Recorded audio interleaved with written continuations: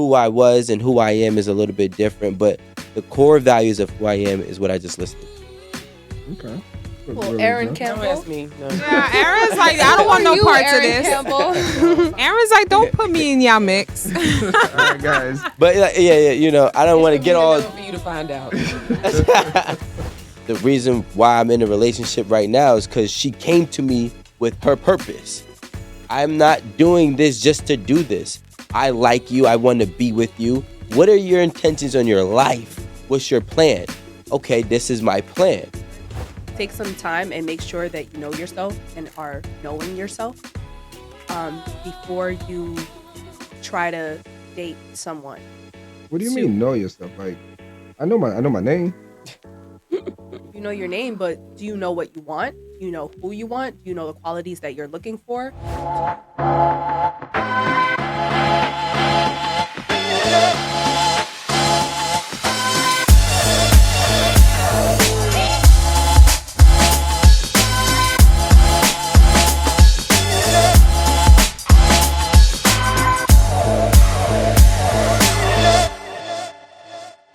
Today we're talking about, let's talk about how this topic came about.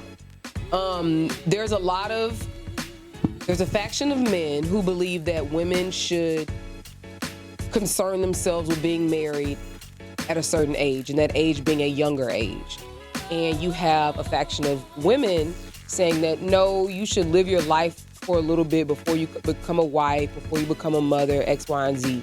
If you have career plans, follow your career plans. If you have, if you want to make money, do something for your family, take them out the hood, whatever, like so on and so forth. And so this got me to thinking, like, both sides have a point, but both sides don't really express the point so that the people listening to these suggestions can make an informed decision. So the people, the faction of men who are saying, well, you need to marry early, X, Y, and Z, they're not telling you what life is like as a woman marrying early. They're not even telling men what life is like marrying early. There's a lot of growth within yourself, and then you have to incorporate a commitment of marriage with that. That's a lot. And then you also have the women who are telling, younger women saying, well, you need to go out and live your life. You need to experience life, this, that, and the other. And that's cool and all, but are you telling them both the good and the bad side of that? Are you saying to them, yo, you may get to 30-something and desire a husband, but you're no longer desired by the people, by those men who don't want 30-some-year-old women. They want younger women for whatever reason, And you also have to look at the whatever other negative implications there are. And I think once you have a full picture saying, okay, yeah, go out and do X, Y, and Z, but here's the good and the bad. Go out and marry young, but here's the good and the bad. Then you can make an informed decision. And I think a lot of times young people who are either just against marriage, because it seems like younger people are against marriage these days. So it's like, if you're against marriage, you have to really look at, like, why are you against it? Are you against it because you've been married and you know what comes with it? No. You're against it because you're parroting something that other people are saying when you don't even know the good and the bad. And it's really unfair for us to give this advice, but also not give fully informed advice so that people can make good decisions and fully informed decisions. So that's how this whole topic came about, is at what age should you start dating? Because honestly, you can start dating with a purpose at like 25, 26, date for 2-3 years, get married in your early 30s. Start dating with a purpose at 27, date for 3 years, you get married at 31, 32 or whatever, And I think that we should consider that, because I think that's like a middle ground for both sides of the spectrum that we always hear people talk about. Well, not that but that is your desired outcome. So if you meet somebody and they're not in that time and space in their lives, then you don't need to mess with them, because they don't have the goal in mind that you have. I'll give you a perfect example. And I didn't realize that I actually did this. So like, I think I've told the story before. Like, I was dating somebody when I went to law school. he eventually broke up with me. You saw that laugh. He broke up with me. And then at that point, I was just kind of like, that's when my now husband, when he came to me, I was like, look, I'm not really just trying to like date to date. So either you can be on my game plan or not. Like, and it wasn't like, I wasn't like trying to be disrespectful, but it was just like, I want to be honest about where I am. Because at that stage, you were dating with a purpose. Yeah. I was dating with a purpose, but I was also dating just to not waste my time. Like, I'm in law school. I got enough stress. I got enough everything else going on. I'm away from my family. I'm just trying to navigate this whole time of my life. And I didn't want to do it with no bullshit. And I said, pretty much, if you're looking to date me, then we need to date with a purpose. Otherwise, we could just be cool and kick it, hang out, study together, go out to eat here and there. Here and there? Yeah, I mean, whatever. But the thing is that we wouldn't be dating with a purpose. So don't expect that much from me. I think that's the difference. And I also wouldn't expect that much from him. But when he came around, and at first I was like, no, it's all right. I was like, we're good. But he was persistent and he was, serious about it. So I was like, all right. He was dating with a purpose. I don't know. I think She might have, I don't say forced him, but yeah, she turned that light switch on. I mean, that's what happens with men. Well, yeah, sometimes it's not really something you truly think about. Like, if I like you, I like you. I'm not really thinking about, are you going to be my wife at the end of this road? Or is this just going to be for now until it doesn't work out? I mean, sometimes not everybody thinks like that. But it is, honestly, I agree with you that it is important to think like that once you get, like, if you're in your mid-20s and you're dating, like, sometimes it's just annoying to be dating and not really have that in mind. But honestly, I feel like people can think about that, like, a little earlier. Because for me, like, coming out of college, like, having a plan for the rest of your life, because I feel like everybody has a plan. If you're in college, like, you know what you want to do with your life, and you're kind of like, even if you don't think about like your dating life, you're thinking about what your life is going to be like for, the time being, or, the next 5 years, the next 10 years. And for someone to come into your life and in your space, I feel like as early as how young are people when they graduate college? 22, 21, 22, 23, 22. Right? I feel like those are still like good young ages to even be thinking about that. But it's also, if you are wanting to focus more on your career or what you're going to be doing with your life financially, and you do want to date just to have fun, then that should be known too, especially if you're young, because some people might be looking for the seriousness and like trying to get to the end goal, marriage and whatever, and some people are just like, I don't got time for that. So if we just gonna kick it and just date for fun, we can just do that. You're 25. Yes, I am. Are you dating with a purpose at this point in your life? I'm not dating at all. So I feel like when I do get to dating again, I definitely will be dating. What's that purpose? Like, what's your end goal? We gonna go together forever. We gonna go together forever. Like, I'm like, no play, not at all. This is the thing. I think no one wants to look back, man or a woman, and be like, man, I just spent 5 years with this person for it to go absolutely nowhere. Did I learn some lessons? Did I, acquire some skills, X, Y, and Z? Yeah, you possibly benefited from it, but I think it's still hard to look back at that much time spent with one person and have nothing to gain from it. Nothing, that you've gained from it. I think about that all the time, honestly, because I was such a planner. I'm like legit a planner. I plan every single thing in my life. I always thought by now that I'd have kids, like at least even one. My mom had me when she was my age. Well, I would have been like going on one at my mom's age, like back in the day. You think you're ready for kids right now, Amanda? I've been ready for kids. I want kids so bad. I've just never been in the situation to have them. So I just know that like whatever situation I'm...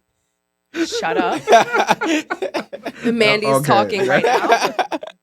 I just know that like whatever situation I'm in next, it has to be one that I'm like I'm not gonna play about because I can't wait that long. I'm already 25, like, and I'm already feeling like, damn, time is going. I don't know if it's just women that feel like that, but I don't know. I just feel like, damn. Is it I'm because you're like, Caribbean, maybe? I don't think so. I've never like tied Caribbean, like my Caribbean culture to any of it. I just feel like I'm in mid 20s now. Like just as fast as I got here, Yeah. is as fast as I'm gonna touch 30. And like So I want to know that there's something do you feel going at on. 25 you're more attracted to starting a family than attracted to partying and hanging out? Like which one or what? She wants both. I love that you I love that you think that I just party so much and my life is just all Glamorous. fun and games. And yes, Amanda just goes out all the time. She gets herself made up and she's just outside all the time. I love that you think that. I love that's what it looks like. I love that that's what it looks like, you know? But no, I am very much attracted to starting a family. Like if you ask any of my friends from since high school, I literally they would tell me, Amanda, shut the fuck up. Because I'd be like, I wish I was pregnant. Like I wish I had a kid. I was in high school, but I was just like, obviously I'm joking. But that's just how much I've always like adored like wanting a kid or being a mother. It's like a one goal in life that I just know that I wanna. Not too, but it's, in general. So, well, first and foremost, a lot of men do. Right now, we have the whole narrative about like men traveling out the country to deal with women, right? And it's really because they're really kind of raised to be a wife. Like their end game is to be a wife. I feel like right now, most people are dating with experience or dating for experience, and they're not dating for a purpose. So this girl wants to experience a yacht. This guy wants to experience a bad chick. So nobody's actually being serious. And now the problem that's happening is that we're all suffering a repercussion of it. Because if I'm a guy and I decide that I want to be serious, I'm doing too much for a girl that's not. If this is a girl and she wants to be serious, she's doing too much because I could go ahead and mess with this bad chick that all I gotta do is take her to Roof Chris 2 or 3 times. So now what's happening is we're causing division because nobody's dating with purpose. I think you should never date without a purpose. In fact, whether you're 18 or 22 or 25, everything should be, with purpose. And here's a stat. It's funny because I was actually doing this research and conversation with my friend 2 days ago. About 1 out of 10 women don't know who the biological father is to their child. It's almost 10%. What? Yeah. What? This was a study. You guys can check it out. We did extensive research on this, and this was as of 2021. What's the source? New York Post actually posted it. So now you're seeing the repercussions of it. You're seeing the simple fact that there's kids that are growing up with broken homes because nobody's dating with the purpose. Most people are dating with an experience. You like her, okay, cool, she can make me feel this way, or okay, cool, I'm providing this experience for you. Now you get pregnant. Now we're bringing children into this world. Now we're separating. So when we date with a purpose from the get-go, it limits the ability of the traumatic karma that we're giving our children for our actions, the traumatic repercussions for our actions, I should say. And I don't like that. I've slept with many girls, right? But I never dated many girls. You can ask my mom can count on one hand on how many women she's met. I don't introduce just anybody to my family. I don't introduce anybody to my mother unless I'm dating them. And if I'm dating them, I'm dating with a purpose. You know what I'm saying? So, yeah, I get it. We should have fun, but then that fun is crippling in the end. I think that people believe that life is serious, but tend to give off the idea that it's not serious. That they don't care. That they don't care, that, they want to give a very like cavalier, nonchalant type vibe about life, Mhm. And perhaps some people do that to avoid stress. I really don't know, but I do think that people also do it like to protect themselves. So it's like, oh yeah, somebody dogs you out or you get dumped or X, Y, and Z. Like, I ain't really I didn't fucking give do a no fuck. way. Exactly. I don't give a fuck. Exactly. Like I was messing with this one anyway. Exactly. So it's like I think people use it as a defense mechanism, to what is it called? Like protect themselves. Yeah, it's Yeah. called Like keeping your guard. catastrophizing. Yeah, but keeping your It's guard called up. catastrophizing. Basically, these people are dating with the ideology and prepping for the catastrophe of the relationship, so they respond out of defense. You know what I'm saying? So I won't take this that serious because I don't want to have a situation that end up like my last one. I don't want to be in a relationship for 5 years and it goes nowhere. Now understanding that if you are actually in a relationship for 5 years, that's a blessing for you to even be able to sustain and experience a 5 year relationship, especially right now. Right now, nobody like even myself, like my longest relationship is 3 years. This relationship. This will be my longest relationship come July. Okay. Right? So now it's how how the hell am I supposed to manage a relationship? I got no experience with it. I'm so used to bailing out early because of the first or second real obstacle because we fought for a month and now I'm like, yo, nah, this is not gonna work out. I'm not about to waste my time. Now I bounce. Well, then what you think's gonna happen? There's obstacles in every single relationship. Whoever's telling these people, hey, there's no such thing. Don't you don't have to deal with struggle love? Listen, struggle love and toxic is way different because every love has struggle. Every story has struggle. Every relationship has struggle. You're going to fall out of love. You're going to fall back into love if you can power through it. But nobody has the discipline to actually keep going forward. That's why everybody has short-term relationships, myself included. But the issue with that is a lot of people don't know when to bow out because think about it. Think how many people you know in relationships that stayed and should not have stayed. That's one of the tips for dating with purpose, actually.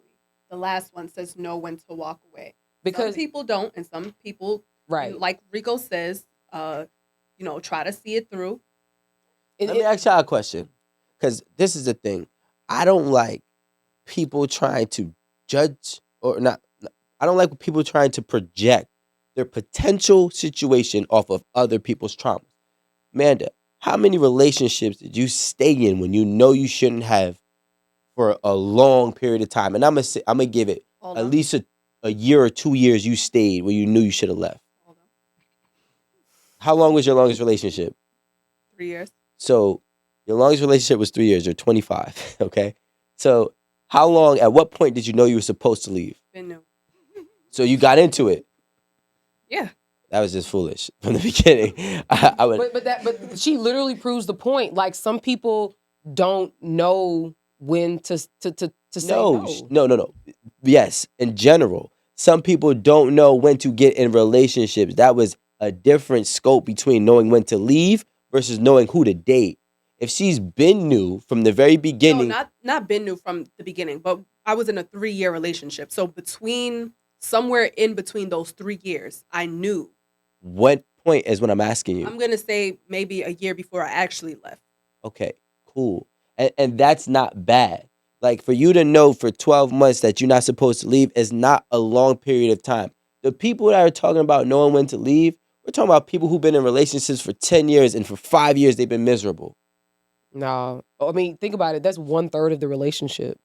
That's usually what they say. No. No, but she's saying she's comparing my 3 years to what you just said. It's But 1/3. It's a lot. Yeah, but it's 1/3 in total of percentage, but it's not. It's 1/3. It's 1 year in total of time. So you're there for 3 years. It doesn't matter. But to compare those, you have to use percentages. So let's use a percentage, right? Let's be realistic. If I know I'm supposed to leave, I'm not leaving day one. Nobody's leaving day one when they know they're supposed to leave.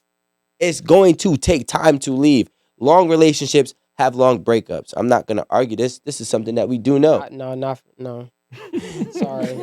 Well, Not for Aaron. I'm not talking about Aaron per se, and I'm not even talking about myself. I personally believe, and we don't really have a study on this, long-term relationships, and I'm going to give 5 years plus, right? Typically have more pros than they have cons. That's why they're in that relationship. That's why they're fighting for that relationship. Are there exceptions to the rule? Yes. I think the only time where people need to really know to walk away is when you're the only one fighting for that relationship. Now, if you're both fighting for this relationship, you are probably in a relationship you should be in. And realistically, you have to figure out a way to get over this hurdle. You have to figure out to get over this obstacle. But what happens is then we have other people who sit here and say, you don't need to deal with that. You deserve better. You're wasting your time. And you know what? You don't want to end up single at 35. But guess what? In all actuality, if you two really, really were dating with the purpose from the beginning, and I'm taking that, I'm saying that because some people do date out of codependency and they date out of comfort. But if you two are dating with the purpose, you're trying to start a family, or maybe you have a family, and you both are fighting for this. That is what a relationship dynamic is. Both have to be You fighting. both got to be fighting. Now, I'm not saying you're going to have the best relationship, but people need to understand you're not. There's always going to be a relationship on the outside that looks better than yours. And you compare your relationship to that relationship, and that relationship seems like it's the best. It seems like it's filled with this happiness. So now you start to think and project on yourself like, damn, my relationship is not that well. And it really is. I don't think that's what it is. I feel like that only works if you guys are dating with a purpose. Because two people fighting for a relationship does not mean that we're probably supposed to be together Right. if we're not dating with a purpose. Because we could probably both just be fighting because we both love each other. But love isn't enough. Like to, stay somewhere. If you guys aren't talking about what the future holds for you guys are probably just in a dead end relationship. You guys are going to have the same problems. You guys are going to keep arguing about the same stuff. And you guys are going to have to keep going through this same fight to save this relationship. It's going to be a never ending cycle. So I feel like it only works if you guys are, it doesn't even have to be like dating with a purpose from the start, but as long as like somewhere along the way, you guys are talking about what the future holds for you guys. So I want to make sure that we don't blur the lines with certain. There's people who fight for each other, and there's people who fight realistically for the relationship. Now, when you're fighting for each other, you have the same issues over and over again because you just want to be with that person. When you're fighting for your relationship, the issues that come into your relationship have to be weeded out because you're fighting for the relationship. The relationship does not call for such and such behavior, such and such actions. So you both are addressing it. You both are fighting fighting it, and you're moving and progressing forward. There's a lot of people who do love each other, and that's enough for them to stay together, but it's not enough for them to really progress. And I agree with that. But they're not dating with a purpose. They're dating after love. They're dating through love. You know what I'm saying? When you date with the purpose, it's like, all right, I'm dating this woman. We're going to have a family. I want a child. I want 1 or 2 children. Do you want 1 or 2 children? Yes. Cool. Now, we're going to get married at such and such age. It's when you date with a purpose, it has a plan. It has a structure. Yeah, You know where it's the going. plan involved. I'm not saying, hey, it's not wishful thinking. It's not, hey, yeah, I would like a family. Hey, I would like to be married. It is a structured plan and it's detailed, and and you guys go about, you guys take on what's going to be going on within that relationship as they come. And you really work through it. You work through it to get to where your end goal is with that person. I don't even think people know what dating with a purpose is. Dating with a purpose and intent is not the same. What's the difference? Yeah. Dating with intent means I intend to have something good with you. I intend to have longevity with you. I intend to have, a family with you. A purpose is so much more profound. This has to happen. I'm going to make sure that this happens. You are the person that's perfect for this. When people say, give you an analogy. Look at Marie's face. She's like, what? Oh, that's called hardballing right there. No, it's like when people say, hey, pick a career. We had TK Kirkland, OG TK Kirkland. OG. Come on here. He said, make sure you put that OG on. Yeah, I his put name. it, and I do it for him, right? He said he knows his purpose, and he's doing what his purpose is calling. Right. You don't steer away from it. When you have intentions versus purpose, which has more so devotion tied to it, that's why I say it's more profound. You figure things out, and you figure out how you're going to balance it and make it work. Your intentions can change. I intended this, but it's not working out. It's easier to walk away. It's so hard to fight against your purpose. The only thing about that is that it involves something outside of you, right? You can have the strongest convictions and the strongest purpose. And when you're operating within yourself, there's a sense of choice and even maybe some control. When you have a strong sense of purpose, right, with the operation outside of you, you can have the strongest purpose, right, and vision. But if you involve another party in it, it becomes a lot more complex. That's actually the point that I wanted to make. It's, you may be with somebody and they may be great for the time being. You may think they're great for your future. But when I think about dating to establish a long-term lifetime relationship, one thing that is certain for me is I have to know that this is a person, good, bad, or indifferent, that I can spend it with them. Meaning, if shit is great, we're gonna be great. If it's bad, we still gonna be great. Like, there's not many people who who you can go through hard times with. And I think, and again, this is personally for me, when I sort of turn that light switch on in my mind about dating with a purpose, it really had to be that somebody that I enjoyed, somebody that I could be around, somebody just who didn't get on my fucking nerves sometimes. You know, sometimes you really like somebody, but they get on your nerves. Oh, no. If your spouse don't get on your nerves, you're not in a real relationship. At least once a year or two. But there are people who genuinely they get on your nerves. You kind of realize that you really don't like this You don't like them. Exactly. Oh no, not like that. No, that's what I'm talking about. What y'all just said. It's like you if they get on your nerves, you not gonna cook them dinner, or you're not gonna come pick them up because they ran out of gas. Like that level of get on. You want to know what's so amazing, Aaron, that you say that? Because one of the key things, one of the primary things you should ask yourself is, are our problems based on what we're going through or who we are? Yeah. So if you ask that in your partnership, it will give you an idea of, is this the person that I want to be with? Exactly. If it's a core issue, like right here, and it's just who you are, and it just don't jive with me, then it's not gonna work, regardless of how much I love you, regardless of how much I can put up with you. You know, regardless of how much I fight for the relationship.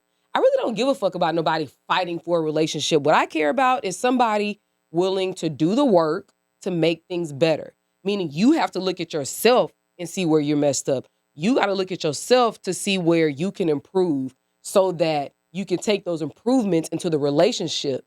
Because otherwise, what are you doing? It makes no sense. You're saying I'm fighting for the relationship. Who are you fighting? What are you fighting? You know, this is all about improvement and doing better so that you can be better and have a better relationship. But the things that people use this very often, and maybe somebody in the room can tell me what they mean, but who are they fighting? The other bitch? Like, I don't know. Like, who are they fighting? I don't understand. No, it could be. So there are times. So, Remember R. Kelly? For my life. nah, so I mean, I agree. I understand where you're coming from. I mean, in my perspective, I don't need you to fight. I don't need you to demonstrate effort. Effort is not good enough for me at this point in my life. I need you to demonstrate solutions. Yeah. So I agree with that in that sense, and just to maybe add some type of, I guess, clarity to the word fighting for people who do use that phrase. I'm fighting for this relationship. There's been points and times in my life and in relationships where I was the only one fighting, in the sense where I know the other person is tapping out right now, but I'm picking up the burden and the weight, and I'm gonna carry it on my back until I could get this person tapped back in. That's what comes to my mind in fighting. And there's been times where I tapped out in a relationship, like, yo, I don't gotta deal with this. Yo, I'm tired of this, right? And then their efforts and actions helps pick me back up to speed. And then, we get back on the high horse and we go ahead and we rock off. Now, I do believe that life situations sometimes get very, very hard, especially for people who are struggling financially. It's really hard to see the difference between your situation and the person. Usually they kind of go hand in hand, because a lot of times you're in the situation because of that person. You know what I'm saying? You was good. Even if it's the situation, the person is not handling it Yeah. and making it worse. I'm sorry, Rico, that does a lot in a relationship. One thing I noticed observing people's relationships when I was a kid, how things get mostly by the men. Like when something comes about, like let's say there's a leak in the ceiling or the light bill gets cut off, like anything that happens, I always observe how it's handled by the person determines how much respect the relationship gets, how much the person stays with you. We go through situations, and I have a collective group of male friends who are just so happen to be what idealistically a man is supposed to do in the household, right? In terms of covering the bills, da da da da da da, all these gender roles. So I do believe that one thing that we all have in common with our woman is that when situations arise, our woman never just sit back. We might push them back, say, "Hey, I got this, chill out," but they never just sit back. And I think that's is a form of appreciation from a man who's doing a lot. Yeah, I need to know that you're willing to do some type of the work and pick up some type of the load rather than just say, "Okay, here you go." I don't know what to do. Or I don't care, just get it done. Yeah. Because a lot of men feel sometimes they become slaves to their relationship or slaves in the relationship. What does that? Damn, that's two things, right? Yeah, well, Slaves to the relationship and slaves in a relationship, yeah. So, realistically, when they're the only ones that are doing the burden of the work, and I'm not talking about just finances, I'm talking about in everything. Like I'll be transparent. I had a fight with my girl and we didn't talk to each other for nearly a week in the same house. How? Because what happened was I was on a tour. I came off of a tour, and that Sunday I was exhausted. I filmed Thursday, Friday, Saturday. Sunday, I took a chill day, but I still didn't take a chill day because I'm present in my house. I'm a great father, so I play with both kids all damn day. And I felt like I should do that because she was watching the kids while I was filming. This is your break. I got this. So then when Monday comes around, she goes to work. They so happen to have off from school, right? So I'm still with them, even though my mom did take them for a couple hours. It's got right? breaks. So I'm still with them. She comes home from work. I'm like, don't worry about it. She goes to bed at 8:00. I'm with the kids from there till they're put them to sleep around 9:10. So when Tuesday come around, now I'm exhausted because at that point in time, right? I'm not gonna lie, I was tapping out. Like I was all I could do, right? Like I had no more energy. I was exhausted, and I'm like, yo, I just need to rest. I did most of the work. She's already tired. Once you wash her hair, it's gonna take you 10 minutes. She's gonna fall asleep with me. Right? My daughter goes to sleep in my arms most nights.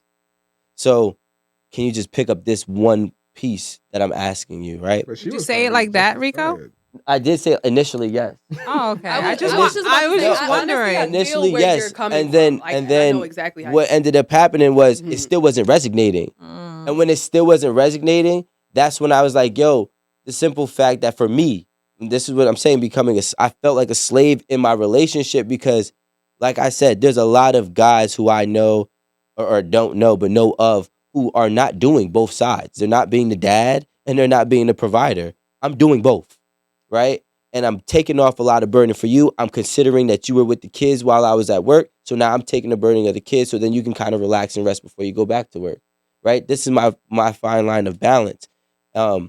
And when I realized it wasn't being able to be processed, that's when I realized that I was the only one that was kind of all in. So when I felt like that, I immediately I rejected it. I refused to digest it in a healthy manner because I was like, okay, you don't understand after I said this the nice way? Fuck it. I has to start bugging. Spazzed out. Yeah, I spazzed out. And the way I spazzed out then became a situation. It's like, you don't got to talk to me like that. You know what I'm saying? And I'm like, should have just took a nap. But she's a Gemini. Them signs don't ever rest. So what ended up happening was.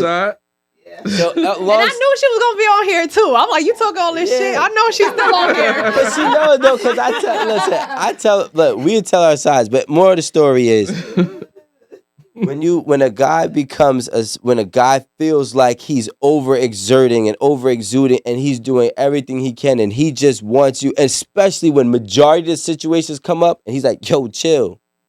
When this one situation is like, yo, I'm giving you carry the bread in the house. And you're like, why don't you carry the bread? It's like, come on, bro. This is the lightest of all the bags. Wait. Who question? Yes. Who went to go get the groceries? I got the groceries. You went in like You you did drove and went you and did got the them? shopping? I drove. No, we did the shopping together. But I drove. Okay. We did the shopping together. I packed it up. I brought them all in the house. And I'm like, all right, cool. Just bring and you're like, go back downstairs and get the bread. It's like, wait, time out. Hold on. So To me, it kind of seems like you guys have a little bit of a power construct Mm. in your house. It's just like, okay, well, who's gonna do this? Because I do this, so I think you should do this. Kind of situation going on. Because why are we arguing about who's gonna get the bread? no, it's not about If you're closer to where the bread is, No, we're just go both get the bread. Nah, it's not even about that. Nah, it don't work that way. Like I don't work It that don't way. work that It don't way. work that way. But my thing is this, and I say this all the time because I realize that there's not a lot of good men out there. Okay, it took me a long time to realize that there's not a. When I say good men, I mean men that's capable of doing everything in terms of in and outside of the house. A lot of men can only fathom or can only possess the capacity for one job. So if you have a man, women, ladies, if you have a man who can do both, you owe him a little bit more grace than you do the one that's only one-sided.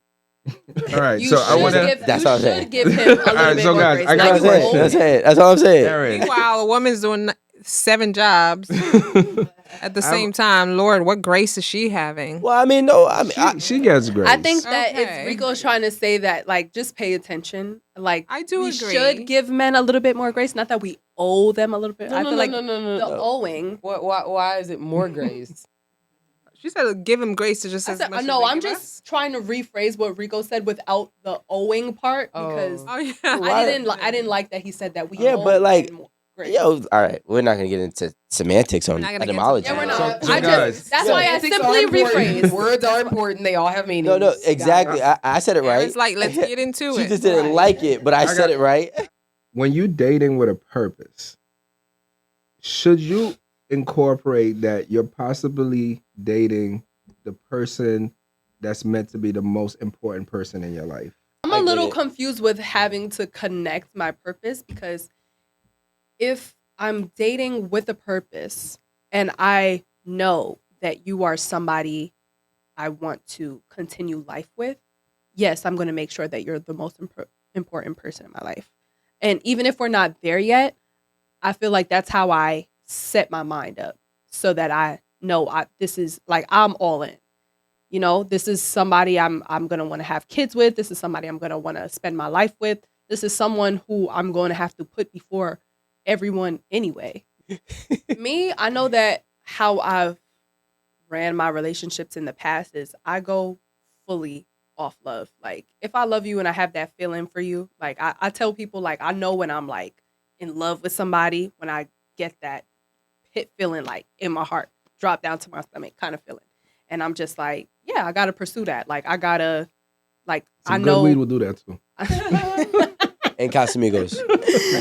I'll be like, I know I want that person and I know I want to try things out with that person, but sometimes it's not enough. And that's when dating with a purpose comes into it. But I feel like also relying on love also plays a part as well, because I think the last thing of what you said was if you don't rely with the purpose, or I don't know what exactly, how did you phrase it?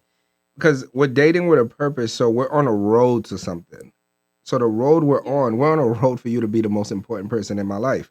That's what I'm thinking like the is like Titanic. scary about it. Different. And this is what I'm trying to get into. Why I feel like love has to play a part in it, because it's just like it's very good when two people go well together and we share the same purpose and we make a good business team or whatever. But it's just like it's just me and you. Are you saving me from the sinking boat? Like, sure, but is there love there? And I feel like love has to be there It could to. only be love.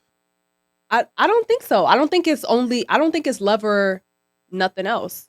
I feel like it has to be some love, some purpose. Yes, a mix. Why? Yeah. That's, Well, yeah, but the love definitely first.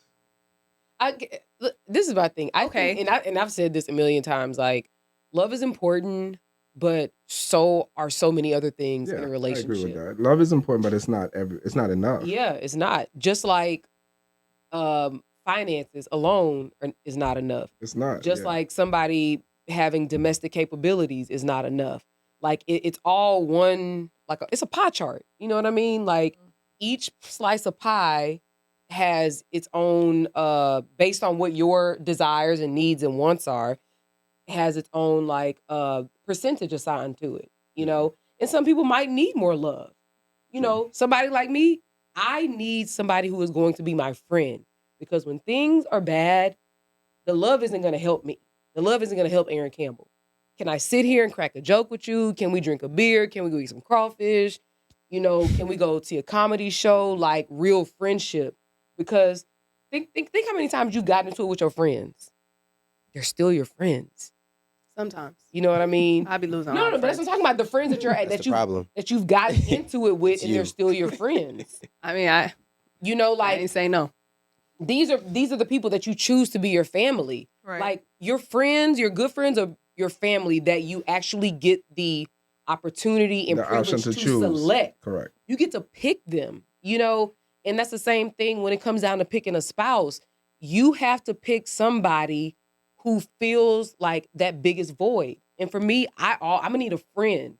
And I told y'all, my end game when I get married, I am married, but like my end game is being married. I don't want to be 76 years old with no companion.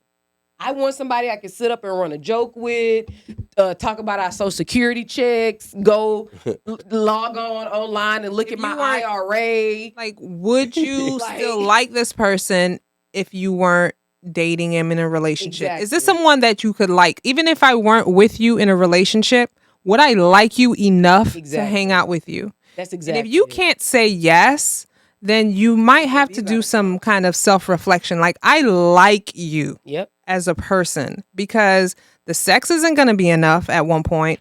Love isn't going to be enough. But when I tell you, when you like someone, you're willing to go the extra mile for that person. You're willing 'cause to fight. You really are. That's the fight. You know what? But you know, That's where the fight comes in. you know, I I like think, you. something that I've taken away from this conversation, and also looked at my own life and reflected. Aaron, you're one of them too. Aaron is a person who, all the women that I've ever encountered, I would say 95 of them didn't have a purpose. And even if they might have a desire, they didn't know their purpose. So they weren't able to iterate it. The reason why I'm in a relationship right now is because she came to me with her purpose. I'm not doing this just to do this. I like you. I want to be with you. What are your intentions on your life? What's your plan? Okay, this is my plan. All right. So Erin kind of took the same approach, and she's married, right? I think, and there's many reasons why this is happening, but there's a lot of men who have plans, but they don't know who they're going to share it with. And there's a lot of women that don't take the initiative because of X, Y, and Z. Maybe they don't care to be with him. Maybe they do. Maybe they don't know how to say it to him. Maybe they don't know how to be assertive on their own value and say, hey, listen, I'm not having sex with you just to have sex with you. I don't care. You can take me to 10,000 dates. I don't care if you take me on 500 yachts. This is my plan. And I think that allows a man to tap into a longevity process with that woman rather than just a, instant gratification with her. First one is let go of your past relationship experiences. I'm just gonna go straight through down, okay? Build yourself back up. Trust yourself. Know yourself. Know who you want. Use online dating to your advantage. That one's interesting.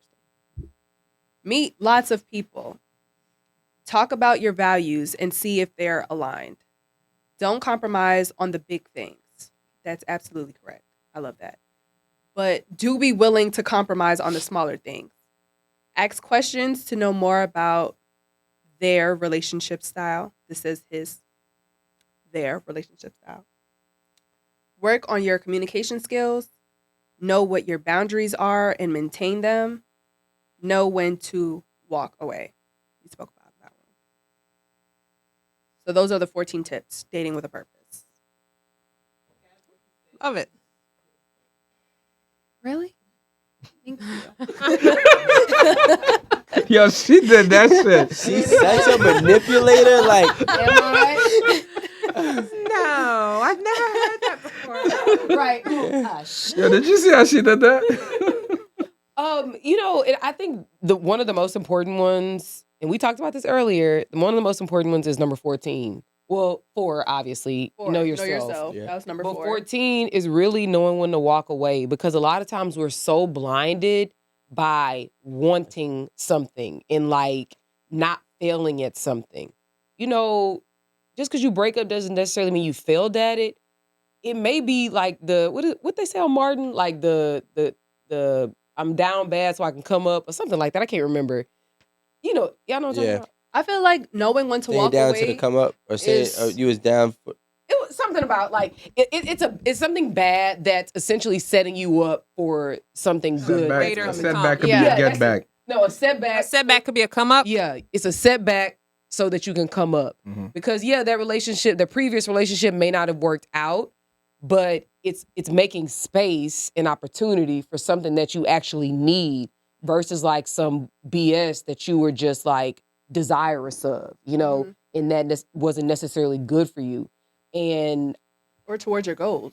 exactly, you think it's towards your goals, but it's not. Like it's not serving that goal. And once you realize that a relationship is not serving you, exactly, you need to know You when to gotta go. walk away. you got to tap out. I think that one was really important because it's just like if you are going to now be or have always been dating with a purpose, you got to know when this relationship doesn't serve you so you can take the time to heal, know yourself again so you can get back out there so that you can Yeah. get back on the path that you need to be to, have somebody to flourish with. And you're taking a lot of chances. Like if you're in a relationship that's not going nowhere, like you taking chances, like your savings, because you'll be saving with somebody that's responsible.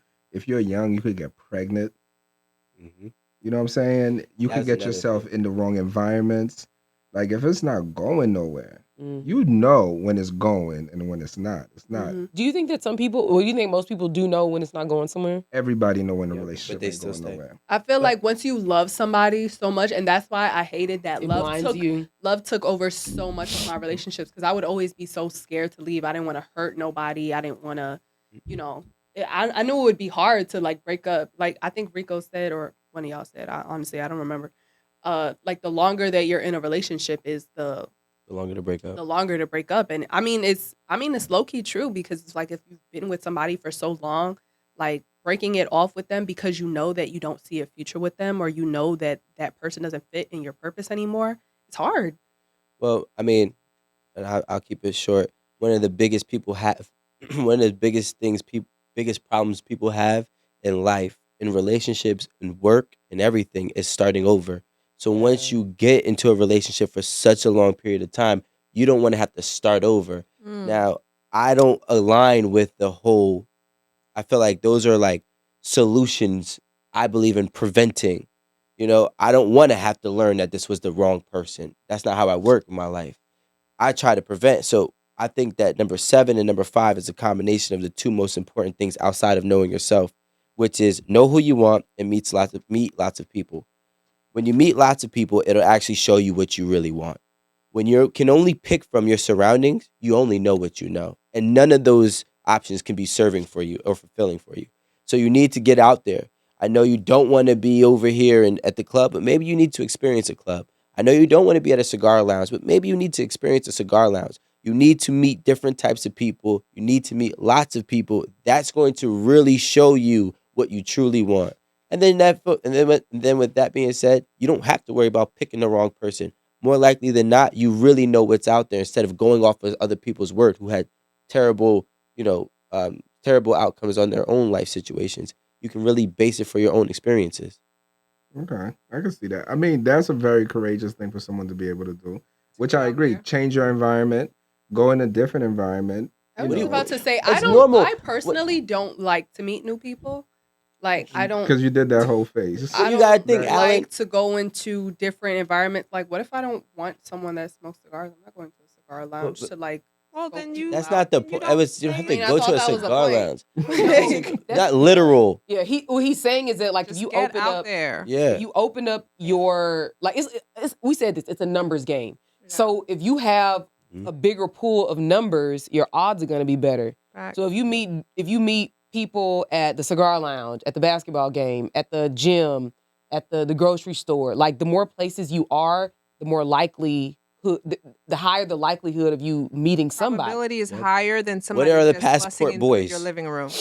What is the no, they're out. Passport boys are people going to meet new people Well, Yeah. I just and experience I- new people. Y'all just bring Amanda, no the one is people going here to. that I told y'all to bring. Okay, so that'll be my Amanda said, I'm chance. not doing all that work. Amanda, no one's gonna walk into your living room and, And say, just sit. "Hey, I've been looking for you my No, whole honestly, life." they'll that's walk when into it your works the DMs. best. When I'm not looking for anything, things always walk right in front of me. We're not saying go look. We're saying go Let's outside go and your experience. circumference. Yeah. Yeah. Yeah. By I the way, think it- Aaron, can I just say, it's a minor setback for a major comeback. Thank you. Who said that? That is Kiki. 50 Cent? You love me. Do you 3. love Thank me you, too? Kiki. Ah, She used to watch Never wanna Martin. leave for beside me, She def 'cause I want you. what? Oh, somebody else said I it. need you. I mean, I feel like Are you trying to date with a purpose, or you trying to date? What You are we just- doing? I feel You're like trying a to glue lot yourself to of somebody. Get your weight up. a lot of the Stay 14. hot. I feel like we all agreed Get snipped. connected back with knowing yourself. Yeah. So if you got out of a situation or you realize that dating with a purpose is now your goal moving forward, take some time and make sure that you know yourself and are knowing yourself before you try to date someone. What do you to- mean know yourself? Like, I know my name. You know your name, but do you know what you want? Do you know who you want? Do you know the qualities that you're looking for? Have you healed from any past trauma? I Are want you somebody, ready to go and like really seriously date again? I want somebody to make me happy. That's all I know. What No else one do I can need make to you know? happy. Well, then Mm. spend a lot of time with your siblings. They're a lot of fun. Okay. They really are though. Knowing yourself, I'm sure I mean, I feel like I said, a lot of the 14 kind of went back to knowing yourself. Amanda, do you know yourself? I think I do know myself. Well, who are you?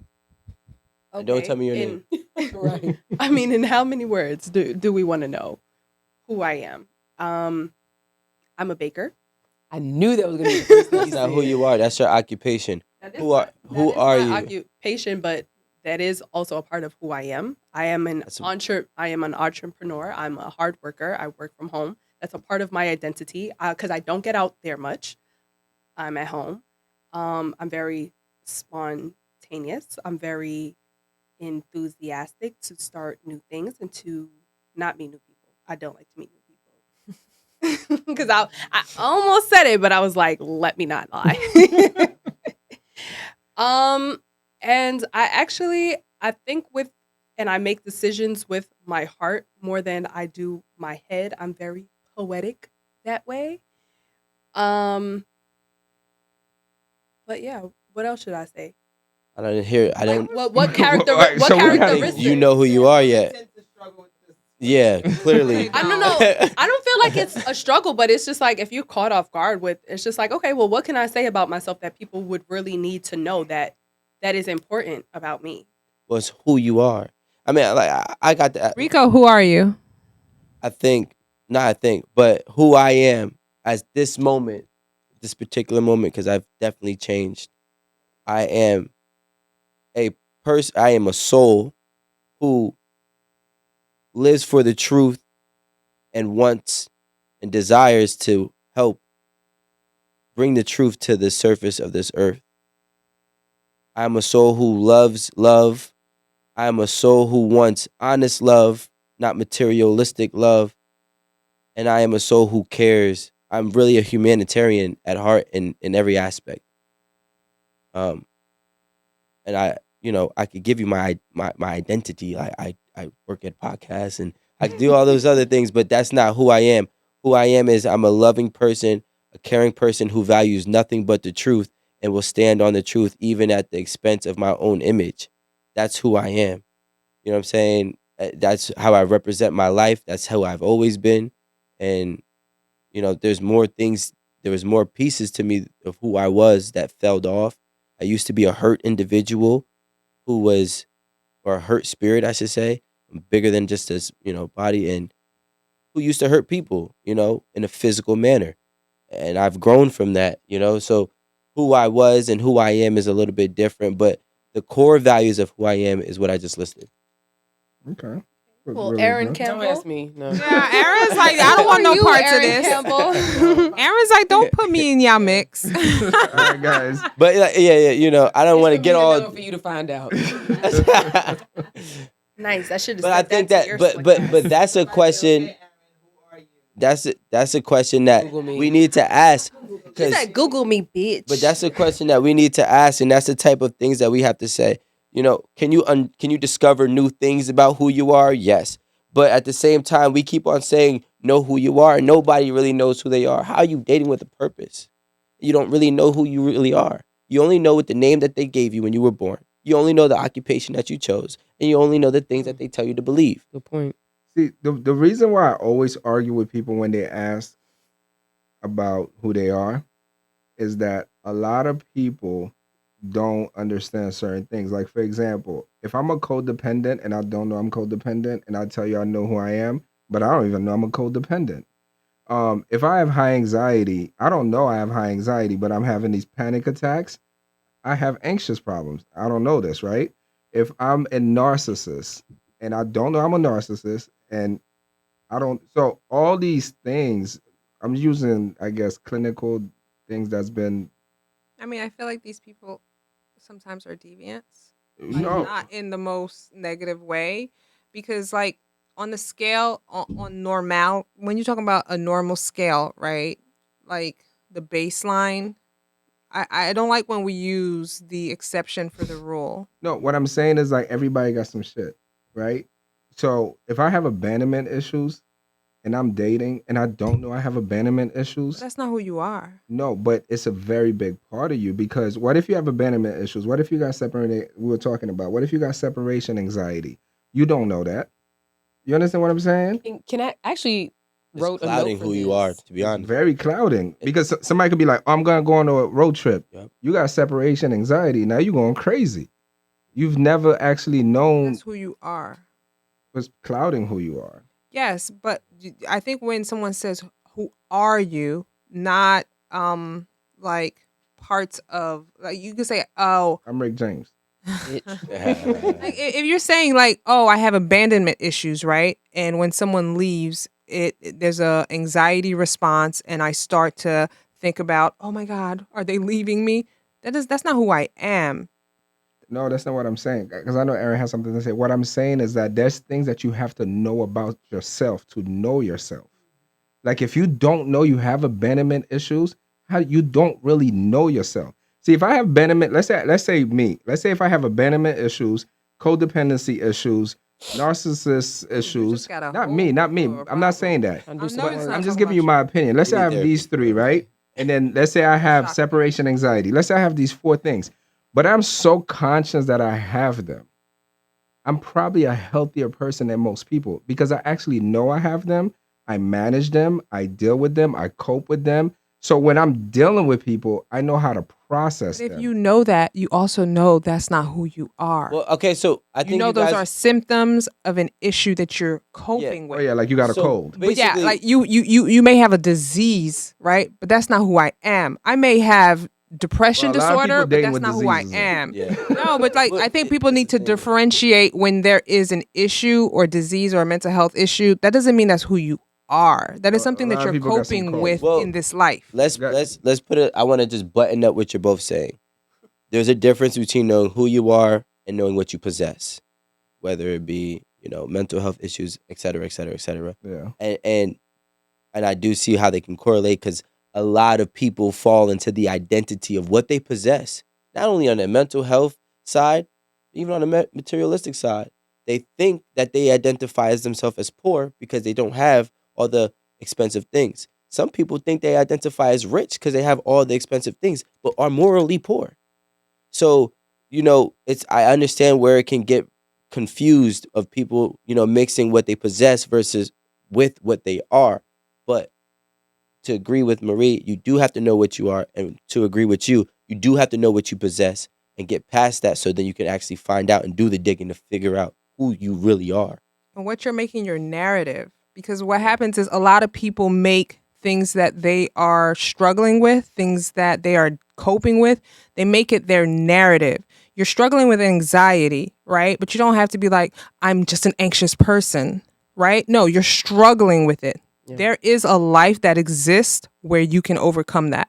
Now, you might have to do a lot of work. There might be a lot of things that you have to do to get to the other side, but that's not who you are. That is just a part of a story. And there's a lot of parallels that exist, right?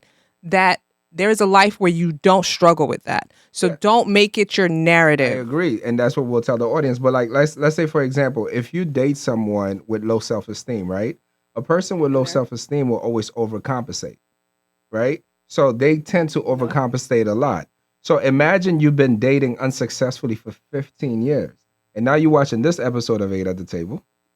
And we're explaining to you that if you have low self-esteem, learn not to overcompensate. And if you can learn that about yourself by learning who you are, you might end up in the relationship for the rest of your life after that. That's all I'm trying to say in this. Be careful of the stories you tell yourself. Yeah. So this is what I was going to say earlier. And I know a lot of people don't necessarily like to hear criticism from someone that they are in or have previously been in a relationship with. But I think we all need to come to terms with, if we're hearing similar complaints from previous relationships or from friends, our parents, whomever, people who have close relationships with us, at some point you have to let the ego go. Mm-hmm. And you have to consider that there's generally going to be a fire where there's some smoke. Mm. So if someone is always saying, man, you so selfish, you don't never think about nobody, X, Y, and Z, but in your mind, you think, man, I share my Reese's peanut butter cup with you or whatever. I don't know, just you share, but everybody can't be lying to you about who you are or the things that you do. So I think it's important to learn how to take some of these things that are consistently repeated to us about our behavior and address it. It's not easy to deal with somebody saying you're selfish. Because, honestly, I heard that for a very long time, but it took me a while to actually accept it and then work on it, And now, I know that I am selfish, but I am active in my actions so that I don't show selfish behavior to my husband, But I'm sure a bunch of people told me, And I think that's just one thing that I want people to kind of. It's not always somebody hating on you. It's not always somebody being mad at you. It's not always them just mad because you broke up with them. Or is. Or not. Right. It's legitimately, you probably really have a problem that needs some work. So let's just not always take it as a bad thing when somebody is critiquing you. I just want to end on that. Thanks, guys, for tuning in with us today on this topic about dating with a purpose. Dating with a purpose. So please comment, subscribe, follow us on YouTube, TikTok, Instagram, Facebook. We're all there. We appreciate the love, and we'll see you on the next episode. Bye. Peace.